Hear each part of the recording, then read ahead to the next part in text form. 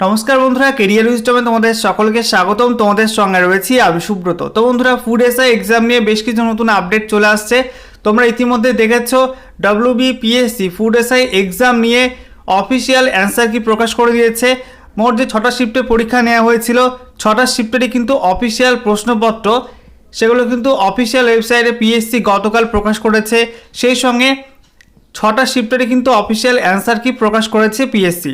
তো যখন সমস্ত চাকরি প্রার্থীরা পিএসসির ফুড এসআই পরীক্ষা নিয়ে পরীক্ষা ক্যান্সেলের দাবি করছে এবং রি এক্সামের দাবি জানাচ্ছে, যে ফুড এসআই এক্সাম নিয়ে যে টোকাটকি হয়েছে, যে প্রশ্ন ফাঁস হয়েছে, তার জন্য রি এক্সামের দাবি করছে সকলে এবং পরীক্ষাটা ক্যান্সেল করার দাবি করছে। এই মুহূর্তে কিন্তু পিএসসি উল্টো পথে হেঁটে রিক্রুটমেন্ট প্রসেসকে কিন্তু ফাস্ট করছে।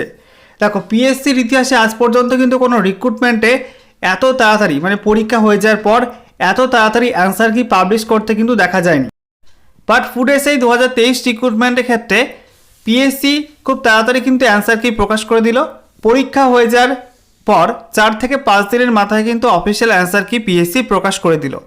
এবং এই যে অ্যান্সার কি প্রকাশ করলো, এর ফলে কি কোনো লাভ হবে? কারণ পিএসসি তো পরীক্ষার পর কোনো চাকরি প্রার্থীকে তার ওএমআর শিটের কার্বন কপি দেয়নি এবং সেই সঙ্গে পরীক্ষার যে প্রশ্নপত্র, সেই প্রশ্নপত্রও কিন্তু বাড়িতে নিয়ে আসতে দেয়নি। তো যারা যারা পরীক্ষা দিয়েছে তারা কি করে বুঝবে যে কতগুলো প্রশ্ন ঠিক করলো, কতগুলো ভুল করলো, কোন কোন প্রশ্ন ঠিক হয়েছে? সবার তো মনে রাখা সম্ভব না, সবার তো মাথায় কম্পিউটার সেট করা নেই যে এতগুলো প্রশ্ন আমি ঠিক করলাম, এতগুলো ভুল করলাম, এই প্রশ্নটা ঠিক করেছিলাম, এভাবে মিলাবে, এভাবে কোনো সিস্টেম কিন্তু নেই। ঠিক আছে, তো এই যে অ্যান্সার কি যেটা দিল, এটা দিয়ে কিন্তু কারোর কোনো লাভ হলো না।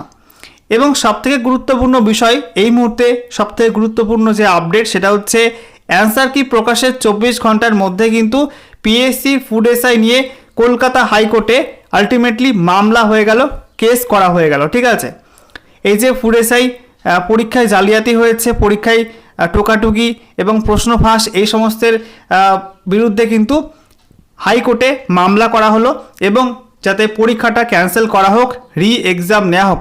রি এক্সামের জন্য কিন্তু কলকাতা হাইকোর্টে ইতিমধ্যে গতকাল অর্থাৎ 22শে মার্চ কলকাতা হাইকোর্টে কিন্তু ফুড এসআই নিয়ে মামলা করা হয়ে গেছে। ঠিক আছে, এবং যেটুকু আপডেট পাওয়া গেছে, এই ফুড এসআই মামলা শুনানির ডেট কিন্তু এখনও পর্যন্ত ঠিক হয়নি এবং কোন বিচারপতির বেঞ্চে এই মামলাটা উঠবে সেটা কিন্তু এখনও পর্যন্ত ঠিক হয়নি। তবে খুব তাড়াতাড়ি আপডেট পাওয়া যাবে, আপডেট পেলেই তোমাদের সঙ্গে শেয়ার করে দেবো আপডেটটি। ঠিক আছে, তবে এই যে ফুড এসআই নিয়ে মামলা করা হলো, এর ফলে কিন্তু রিক্রুটমেন্ট প্রসেসটা একটু হলেও আরও লেন্দি হয়ে যাবে। চাকরি প্রার্থীদের ভবিষ্যৎ কিন্তু এবার কোর্টের হাতে চলে গেল। কোর্ট কি ডিসিশন নাই ফুড এসআই এক্সাম নিয়ে, ফুড এসআই এক্সামটা কি ক্যান্সেল করা হবে, রি এক্সাম কি নেওয়া হবে, সেটা কিন্তু এবার কোর্টের হাতেই চলে গেল। ঠিক আছে, বাট এটা কিন্তু হওয়াই ছিল আলটিমেটলি, কারণ ফুড এসআই পরীক্ষার জালিয়াতি নিয়ে, প্রশ্ন ফাঁস নিয়ে এত বিরোধ করা হলো, এত বিক্ষোভ প্রদর্শন করা হলো, বাট এ বিষয়ে পিএসসি কিন্তু কোনো সদর্থক ভূমিকা পালন করলো না। পিএসসি কিন্তু উল্টো পথে হেঁটে ফাইনালি অফিসিয়াল অ্যান্সার কি প্রকাশ করে দিল। দেখা যাক নেক্সট আপডেট কী আসে ফুড এসআই নিয়ে। নেক্সট কোনো নতুন আপডেট প্রকাশিত হলে আমি তোমাদের সঙ্গে আপডেট করে দেবো। ঠিক আছে।